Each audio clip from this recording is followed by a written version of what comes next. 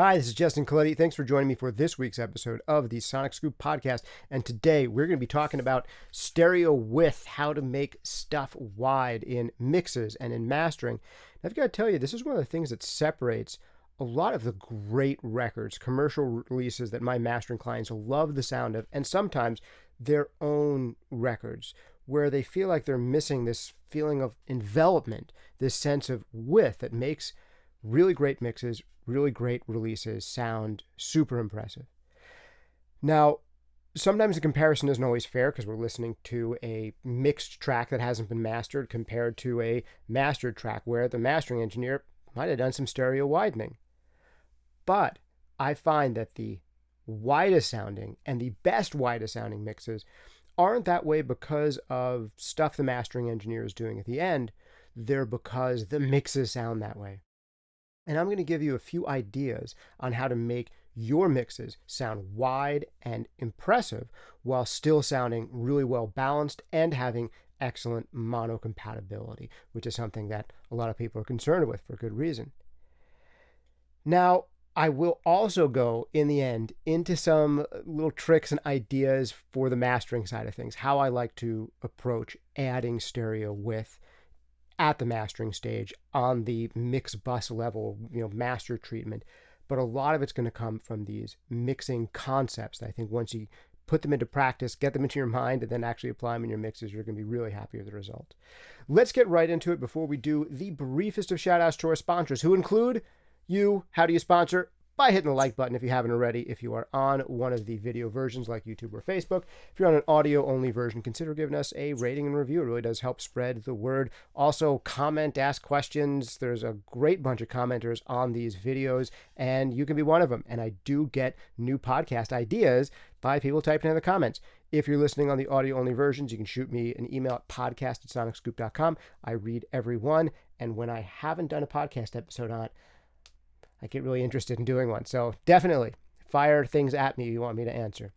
Okay, let's get right into it. Before we do, last couple of shout outs, Sound Toys. Thanks to those guys that have been sponsoring this podcast from the beginning. They make some of my favorite creative mixing effects in the known universe. Try out anything they make for free for 30 days over at soundtoys.com. And also this month, Focusrite. I'm speaking into a lovely Focusrite Claret interface right now. They make killer bang for the buck stuff. And if you buy Focusrite stuff, you get into the Focusrite plugin collective where they're giving new plugins to their users practically every other month. So really good bet there. They make excellent stuff from the entry-level Scarlett series all the way up to the high-end RedNet line. All right, let's get into it. Wider mixes, how to achieve width in your mixes. We've been doing kind of a series on this. I had a pretty popular one where we talked about depth, the kind of front to back aspect of things. And I would say there are three traits that go into making mixes sound quote unquote impressive. And that is, can you make them tall, deep, and wide, right? Those are basically the three dimensions we have to work with in sound staging. We've got depth front to back. Do you get a good contrast between instruments that are close to you and instruments that are far away, and is there a good balance between those aspects? Height is more about like the tonal balance, the overall kind of frequency spectrum, and whether things are properly balanced there and whether there's good contrast. And then width, which we're talking about today. And you've heard I've used that word not only balance, but contrast a couple of times. And that is a key ingredient in getting width happening right.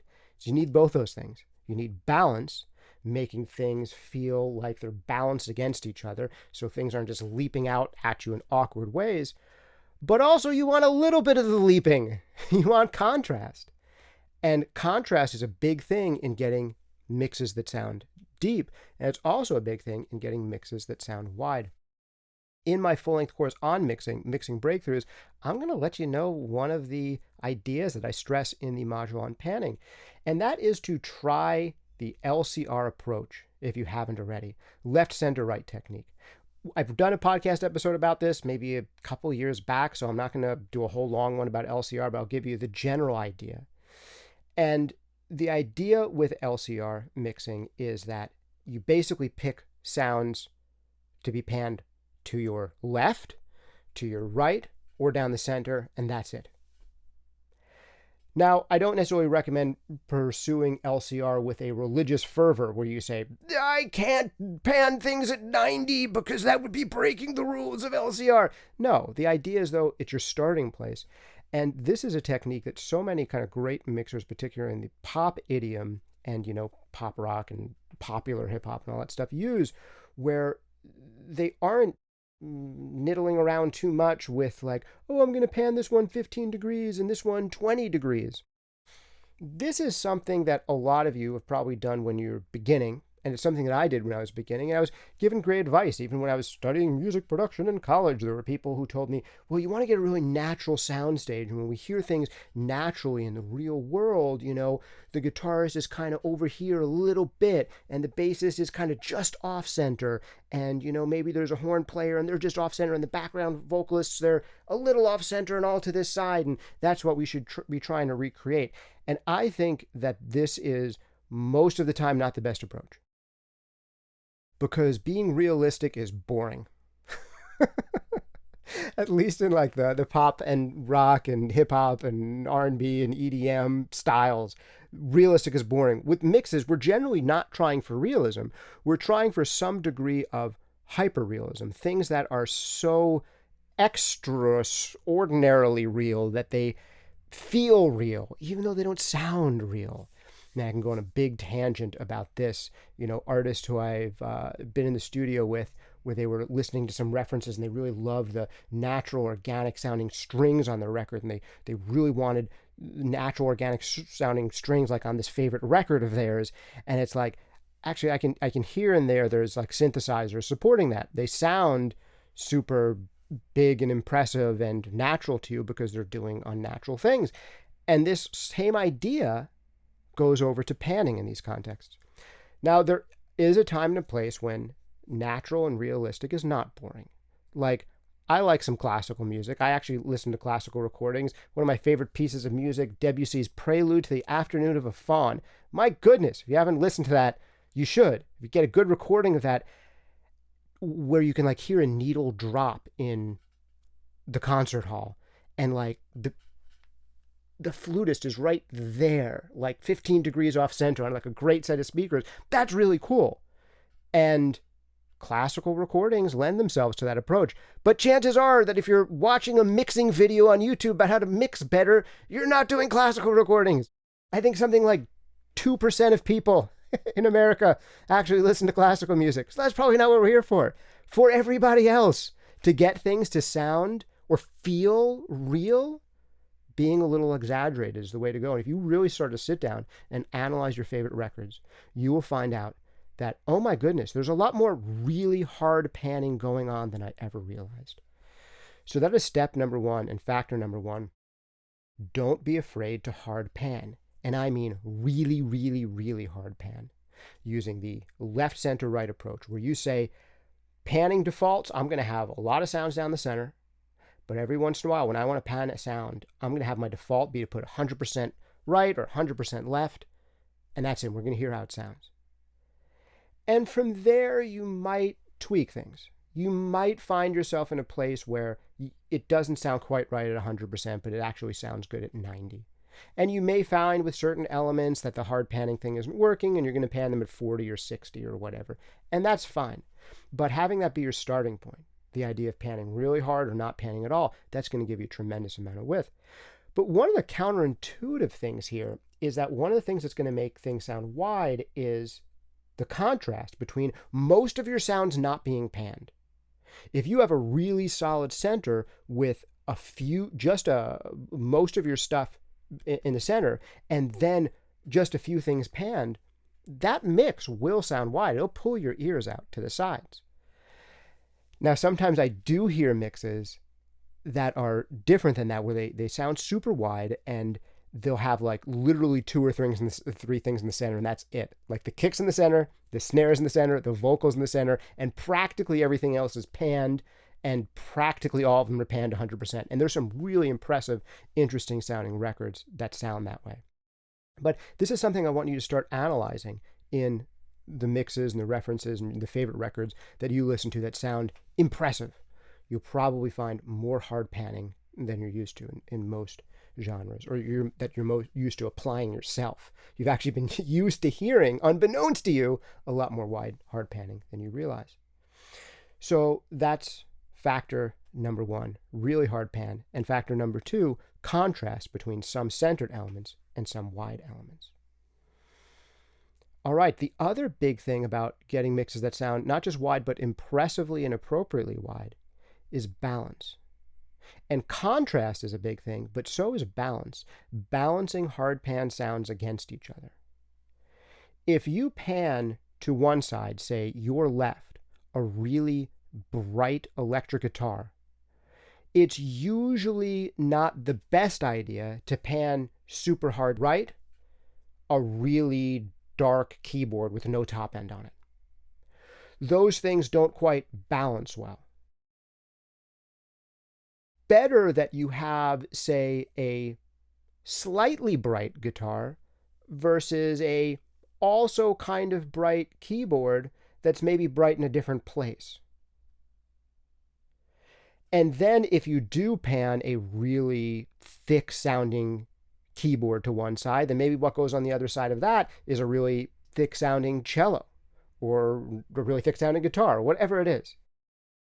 That you don't want to have a lopsided mix, generally speaking, where you're stacking bright instruments on one side and dark instruments on the other. Ideally, things are going to fit together a little bit more like puzzle pieces, where you'll have complementary sounds. But another big factor is panning things on opposite sides that give contrast in rhythm. And I think that's big in really creating width and a sense of pulling apart and really making your ears pull out and the edges kind of come out further, is instead of just the standard thing that if you've ever tracked a rock band, you've probably done like doubled electric guitars, same part, slightly different sound, got it, but they're playing exactly the same rhythm. And that gives you more of like a big mono kind of feel, a little bit more of a wash and a little bit less width. But if you instead pan to one side, a guitar that's playing more of a quarter note pattern and a guitar that's playing more of an eighth note pattern, and there's rhythmic variation between those two parts, that's what really gives you a sense of width. To not have identical rhythms and identical textures on either side, but rather kind of more complementary rhythms and textures on either side. So that way you can get both balance and contrast, which can make things sound wide, but appropriately wide.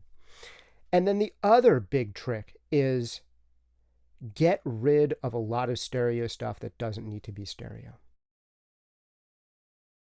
Chances are that panning things out by, 15 degrees, a whole bunch, isn't adding to giving things a really wide stereo feel. That's one part. But another part of it is that there might be a lot of stereo sources that don't need to be stereo in your mix. You may have recorded a bunch of keyboards or synthesizer patches that have a stereo left and right aspect to them, but it's not actually helping you get stereo width. If you were to make a mix, let's just take this to the extreme, with just a whole bunch of stereo patches and you panned them all hard left, hard right, your mix would just sound like big mono. It's not going to sound like stereo, differentiated left and right. Same thing with recording the exact same guitar part or the exact same vocal overdub in an R&B context, and they're just identical, hard panned. There's some subtle variations. Yeah, it gives you some width, it gives you maybe some wall of sound effect, but it's not really pushing the sides out. So there are elements that you might be approaching in stereo that you shouldn't be approaching in stereo, where you can literally take, say, a synthesizer you've recorded and throw away one side and just use the left channel, and then find a good place to pan that left channel. Should it be center? Should it be left? Or should it be right? And take that approach with a lot of things. You might even take more of that approach with ad-libs and background vocals, potentially, if what you're looking for is extreme width. And that might not always be what you're looking for. But when it is, these tricks really help. Okay, so the next thing I want to get into is mastering. Or for some of you, just kind of treating your own mix bus and doing your own mastering. And I talk a bit about stereo widening in my full-length mastering course, Mastering Demystified, and I'll give you a couple of the secrets from there right here, right now. And that is one of my favorite things to do when I'm mastering, is to use multi-band widening. Most of the time, the whole mix doesn't want to be widened. And I really learned this from Joe Lambert, who taught me mastering. He used, when he would do widening, less aggressive widening that I'd often do, he would do an elliptical filter, using the elliptical filter on the analog mastering console he was on. So I was taught the same thing, that same approach of using an elliptical filter. And what an elliptical filter does is, this is a kind of thing that was invented in the days of cutting vinyl records, when you didn't want to load too much stereo bass information onto a vinyl record, because it could literally bounce the needle right out of the groove if you had really loud stereo bass.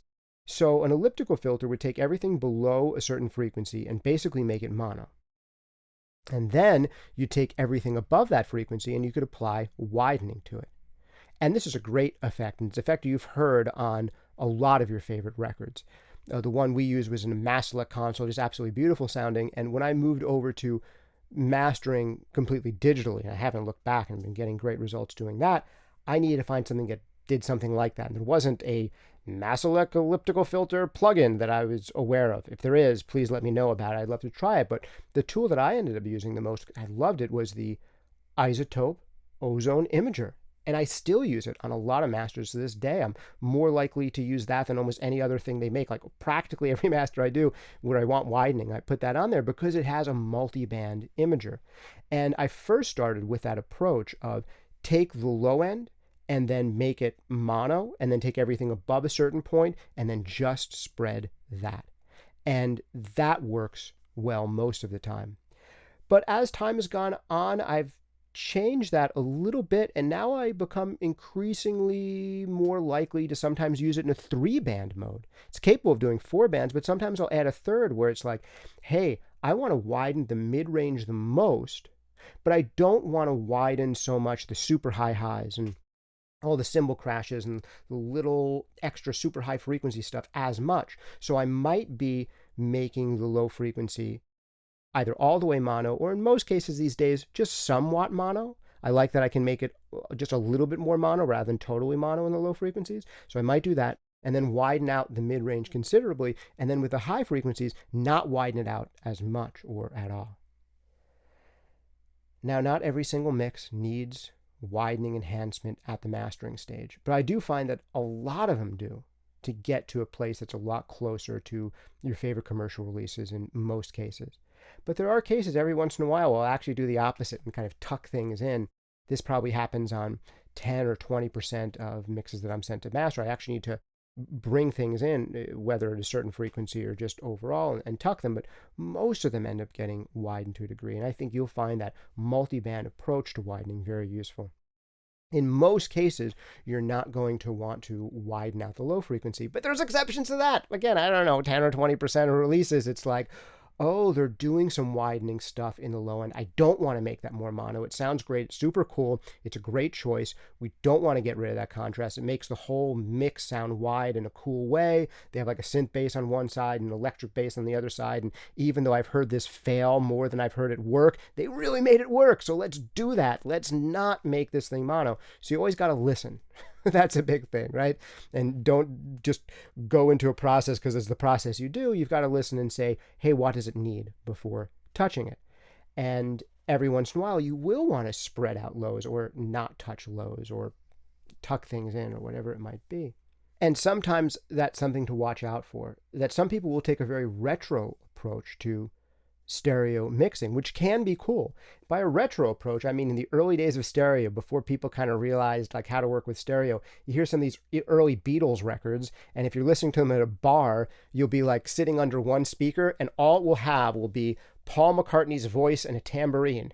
If you want to hear the band, you got to run to the other end of the bar, because that's where the drums are and the guitar is and the bass is, because right here you got vocals and tambourine, and over there you got the whole band. And there's a lot of early jazz records in the 60s made that way, and a lot of early pop and rock records made that way.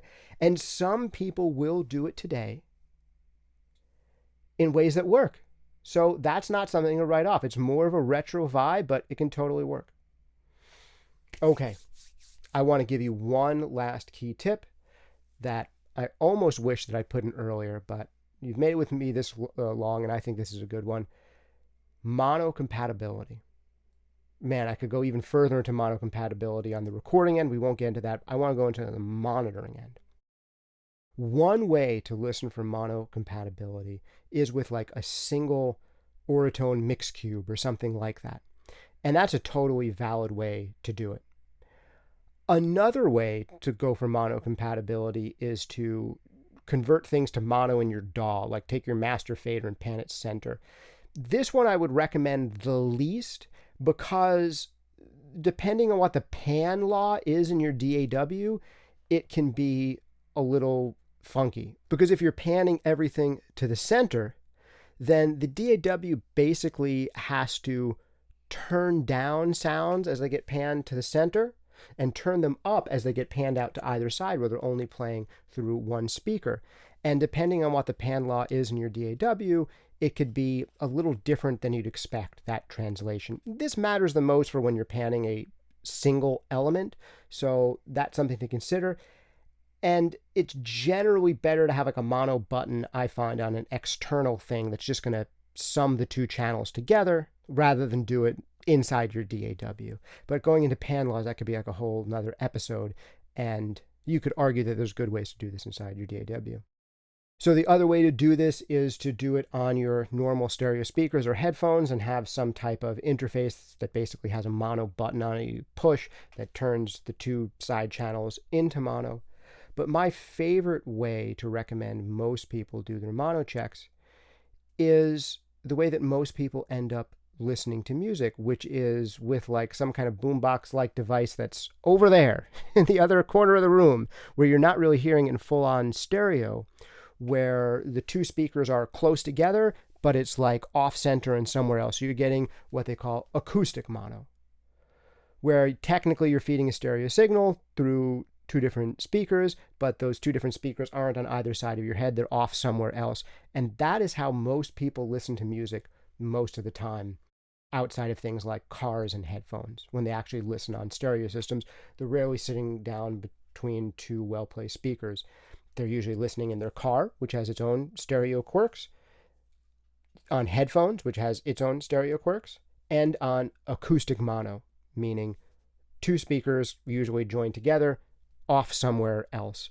And those are the three listening environments I recommend checking your stereo stuff on the most, or double checking on the most for compatibility, to make sure your stereo choices sound good in headphones, to make sure your stereo choices sound good in the car check if you're doing one of those, and really important for mono compatibility, I believe, is that acoustic mono check, although you can do an electronic, summing to mono check as well, and that can be useful too. But with that said, if you are listening in a really great listening environment with really great speakers that are set up really well, chances are you probably want to spend the most of your time in making these choices on those speakers after you've gotten to know those speakers really well with a ton of reference material. And that's probably where you spend most of your time, but you double check on the headphones and double check on the acoustic mono, or if you prefer, you double check on a single cube or whatever. But I prefer the acoustic mono approach, and so do a lot of really great mixers who are way better than either of us. So we can learn from their example, and I think it works. Well, I hope this one has been useful to you. That's a lot of ideas around width, panning, stereo spread all at once. I hope at least one or two of those nuggets is eye-opening or ear-opening for you and is useful. Which of these tips is your favorite? Let me know in the comments down below, or shoot me an email at podcast@sonicScoop.com. Or if you think I left anything out, let me know about it in the comments below. Talk to us down there. Hit us at podcast@sonicScoop.com if you think I left anything major out that should be covered. Super glad to have had you joining us for this week's episode. I want to give you some free stuff as a big thanks. So here it is, the 5 habits of every great mixer. If you have not checked this one out yet, you got it. It's a free workshop. You can get it at SonicScoop.com/mixhabits. That's SonicScoop.com/mixhabits, where you get the 5 habits of every great mixer. This is called from my experience of more than a decade of studying, opening the sessions of, in some cases working alongside, interviewing some of the greatest producers, engineers, mixers out there on the planet, and trying to distill down some of the common threads into what are the 5 things that they all seem to do in every mix. So you definitely want to check that out at SonicScoop.com/mixhabits. Also, if you want a free primer on mastering, you can check out Mastering 101 over at SonicScoop.com/mastering101, where I kind of catch you up to speed with everything that goes on to mastering, the overall approach, what the goals are, what the tools are, some of the misconceptions about mastering. You can check that out at SonicScoop.com/mastering101. If you're looking to go even deeper, I do have the full-length courses. Mixing Breakthroughs, now out in Mixing Breakthroughs 2.0. We've doubled the length of the course, and you can hear me compare a mix I do using nothing but stock Pro Tools plugins to a mix done by a super high-end A-list mixer. And the results may surprise you, as they say on the internet. Wait a second, I'm on the internet. I hope you enjoyed that one. Check it out, mixingbreakthroughs.com. Also, Mastering Demystified. You can check that out, masteringdemystified.com, where I tell you everything that I know about mastering. Literally, that's it, everything. And there's a whole bunch of great Q&A sessions that have been added to that, so the course has gotten tremendously expanded as well. Hope you've enjoyed that stuff, and hope you enjoy plugins from SoundToys sponsoring this week. Check them out over at soundtoys.com, where you can try out anything they make for free for 30 days. If you're catching this episode when it just comes out, they have a big sale going on right now, so definitely check that out, soundtoys.com. Tell them we sent you, and big thanks to Focusrite sponsoring this podcast. I'm talking to a lovely Claret interface right now. Hasn't given me a lick of trouble. They make some of the best bang for the buck interfaces out there, and you get into the awesome Focusrite plugin collective by becoming a user of Focusrite stuff. Thanks for hanging out with me. This has been Justin Colletti of SonicScoop. See you next time.